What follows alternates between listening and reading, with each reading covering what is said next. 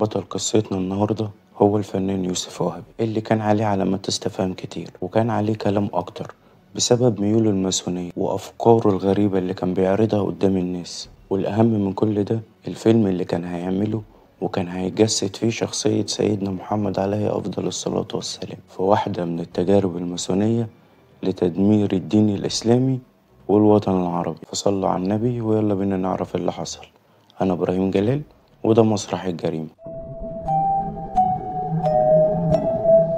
وبنرجع بالزمن لسنة 1926. الفنان يوسف عبد الله وهب كان واحد من أكبر الفنانين في مصر وقتها في السينما والمسرح، وكان موجود في مسرح وكان مستني زيارة من شخصية مهمة جدا. الشخصية دي كانت المخرج التركي وداد عرفي، المخرج والممثل التركي اللي كان من أصول يهودية. ولما قعد مع الفنان يوسف وهبي وعرض عليه فكرة فيلم هيجسدوا فيها شخصية النبي محمد عليه أفضل الصلاة والسلام، والفيلم ده هيكون من إنتاج مؤسسة ألمانية، وإن المؤسسة دي مختصة في إنتاج الأفلام السينمائية. وكان الفيلم هيتم إنتاجه وتصويره بالكامل في فرنسا. في البداية وقبل أي حاجة خلونا نعرف في الأول إيه قصة الفنان يوسف وهبي وعلاقة الفنان يوسف وهبي بالمحافل الماسونية والحركات الماسونية. اتولد الفنان يوسف عبد الله وهبي سنة 1898 في محافظة الفيوم لعيلة ميسورة الحال جدا، وكان والده باشا وكان شغال في وزارة الري المصرية. وكان الفنان يوسف وهبة واحد من الرواد الأوائل في مجال المسرح والسينما في مصر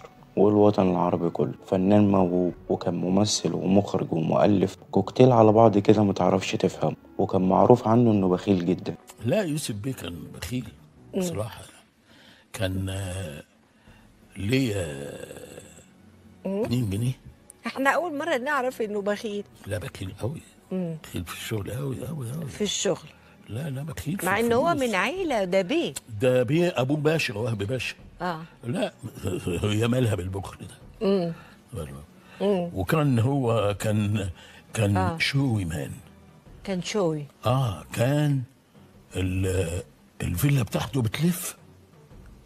ما شاء الله. الفيلا بتاعت يوسف بيه اللي في الهرم كانت على جنازير بتلف في الصيف تروح. وكان معروف عنه كمان انه مؤمن بالدجل والشعوذة وتحضير الجن. وكان الفنان يوسف وهبة وعدد كبير من الفنانين والمشاهير والسياسيين في الوقت ده بينتموا للحركة الماسونية اللي كانت منتشرة جدا في الحقبة دي من الوقت ده في مصر. وكان وجودهم طبيعي جدا وكانوا دايما بيعملوا محافل في مصر وكان ليهم جمعيات. ده غير ان كان ليهم صحيفة بتنشر فيهم أفكارهم ومعتقداتهم اللي عايزين ينشروها، اللي كان الغرض منها هدم والعادات والتقاليد في مصر والوطن العربي كله. وطبعا الهدف الأساسي من كل ده تدمير الدين الإسلامي. ويوسف وهبي كان بيشرف على محافل كتير من المحافل الماسونية دي، وكان هدفه الأساسي من كل ده إن يجذب أكبر عدد من الفنانين والمشاهير للمحافل دي وللحركات الماسونية دي عشان يزرع فكرة الطمأنينة بالنسبة للشعب المصري، وإن وجودهم وسطنا عادي وإن إحنا نقدر نقبلهم ونتعامل معاهم. وبسبب نشاط الفنان يوسف وهبي بيتقابل الفنان يوسف وهبي بالمخرج التركي اللي قلنا عليه في بداية الفيديو وداد عرفي، وبيقعدوا مع بعض وبيحكي له المخرج وداد عرفي قصة الفيلم، وبيقول له إن في مؤسسة ألمانية مختص إنتاج السينمائي اختارته هو بالذات عشان يجسد شخصية سيدنا محمد عليه أفضل الصلاة والسلام، وإنهم خدوا موافقة من الرئيس الترك مصطفى جمال أتاتورك الشيطان، لأن الفيلم ده كان إنتاج مشترك بين تركيا وبين ألمانيا، وكان هيتم إنتاج الفيلم بالكامل في فرنسا. وأخدوا كمان موافقة من كبار علماء الدين في اسطنبول على تجسيد الممثل يوسف وهبة لشخصية سيدنا محمد عليه أفضل الصلاة والسلام. ووافق يوسف وهبة على فكرة الفيلم، وتمت مقابلة تانية في القنصلية الألمانية هنا في مصر، واتفقوا مع الفنان يوسف وهبة على كل حاجة،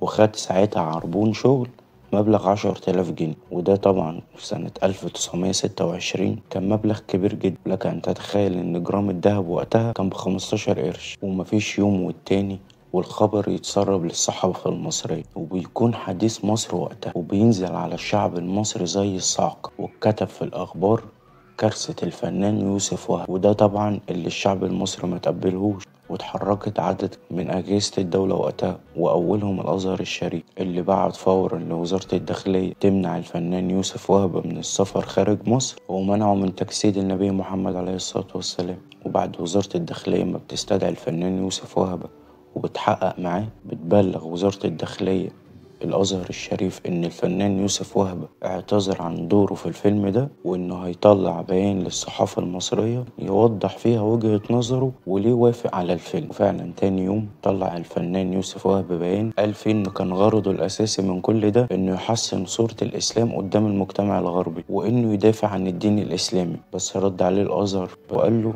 إن هو في غنى تماما على ان الفنان يوسف وهبة يدافع عن الدين الاسلامي، وبلغ الازهر الشريف الحكومة الفرنسية بوقف انتاج الفيلم ده تماما. الفنان يوسف وهبة وعلاقته بالماسونية لغز كبير جدا وكله اسرار، بس اللي احنا متأكدين منه ان الحركات الماسونية لسه موجودة وسطنا لحد دلوقتي. وفي اخبار كتير كانت بتقول ان الفنان يوسف وهبة كان هو رئيس المحفل الماسوني هنا في مصر، وان الدمار والخراب اللي في كل حتة في العالم هم السبب والمسؤولين عنه، وهدفهم الأول والأخير هدم القيم والعادات والتقاليد والأديان السماوية والسيطرة على العقول البشرية لتحقيق رغباتهم ومصالحهم بس. ودي كانت حلقة النهاردة، أتمنى تكون عجبتكم. كان معكم إبراهيم جلال، السلام عليكم.